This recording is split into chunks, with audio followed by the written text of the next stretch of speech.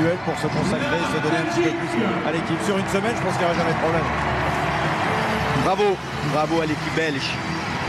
L'équipe belge portée par David Goffin ce week-end, il a apporté les deux points qu'il a disputés. Il aurait pu disputer le double aussi. Et ça, Sébastien, c'est la question qu'on s'est posée. Ce que je voulais dire, il reste invaincu cette année en Coupe Davis, David Goffin. Belle progression pour ce jeune joueur.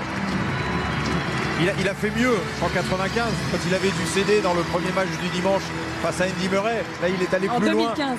Et j'ai dit quoi? 95. En 2015. Et là, il a fait mieux.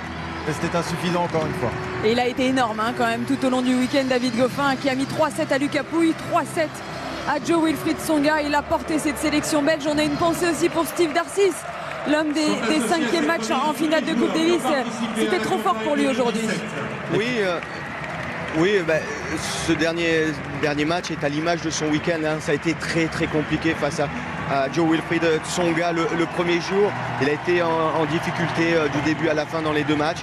Donc oui, c'est un week-end difficile pour ce moins jeune joueur belge, mais qui répond toujours présent en Coupe Davis. Quel public belge. Eh oui, ils ont été énormes.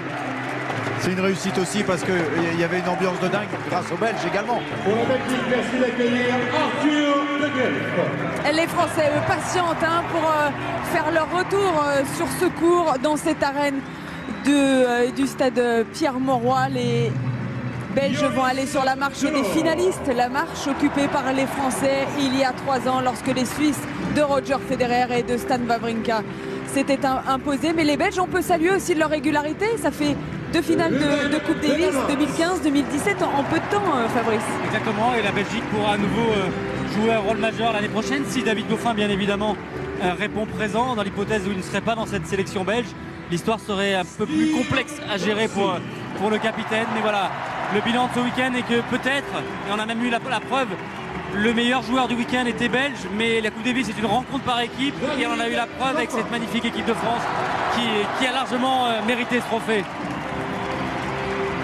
Et David Goffin, fantastique joueur, vous le disiez. Les 5 joueurs, plus le capitaine, vont quand même, même s'il est vainqueur, il n'y a que les 4 qui ont leur nom sur le trophée. Tout le monde reçoit quand même une petite réplica. Elle est magnifique, cette coupe, si prestigieuse.